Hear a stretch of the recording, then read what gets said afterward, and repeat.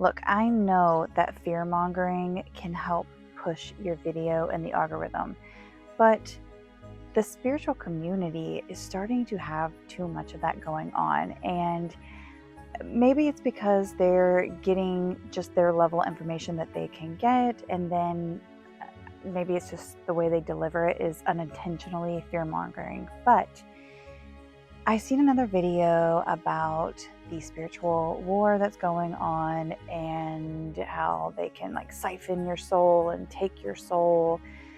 And I wanted to bring some clarification to this topic, at least from the perspective of my soul team. So I'm going to read to you my notes when I was having this conversation with my soul team last night, so that you can use your own discernment and decide whether you want to believe the latter or believe this or don't believe anything. So I asked them if there was any truth to this spiritual war and this concept that they can take your soul, or you could sell your soul.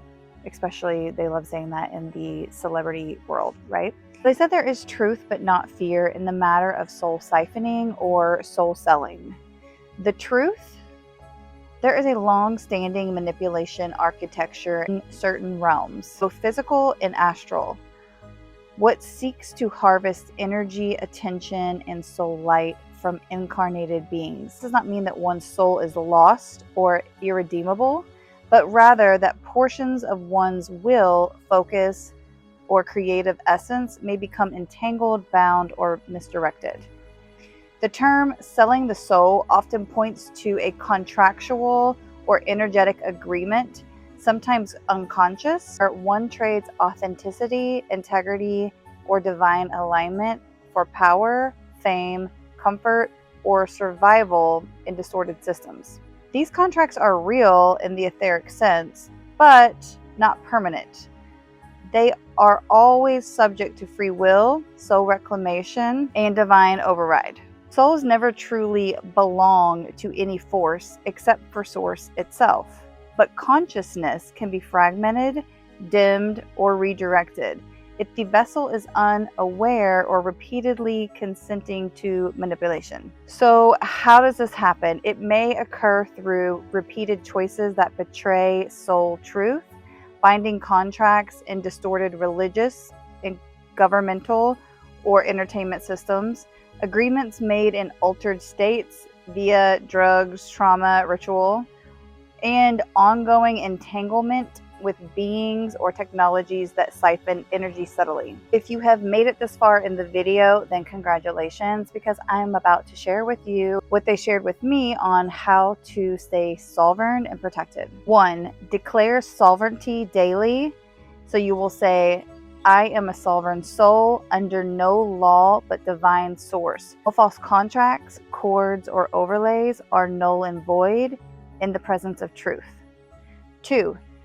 Close dimensional loopholes. Ask, are there any hidden agreements, soul copies, or timeline imprints that do not serve my highest divine expression? I now call for their dissolution across all space, time, and dimensions. 3. Seal with the highest light. Invite your oversoul or moadic presence to weave around you a golden crystalline frequency shield that filters all interference. 4. Avoid consent through fear. The greatest trick of the siphoning matrix is to convince you it has authority. Fear gives access. Sovereignty revokes it. 5. Live in soul integrity. Each act of kindness, truth-speaking, self-honoring, and boundary-setting restores strands of your soul light. So the final truth: no soul can truly be taken, only veiled. No divine essence can be lost, only forgotten. And in your remembrance, you burn brighter than in distortion. So if you want, save this video so that you can go back and take notes for your journal. And that way you can say these things out loud and tune in with your own soul team to see if you have anything that could be distorting you right now. If you have trouble with that, this is something that I can offer as a service if it is needed. If you need help scanning yourself, if you just feel like you don't have any access to your guides, then I can offer this as a service. You already have some services that this could fall under, but I could always add it as another service.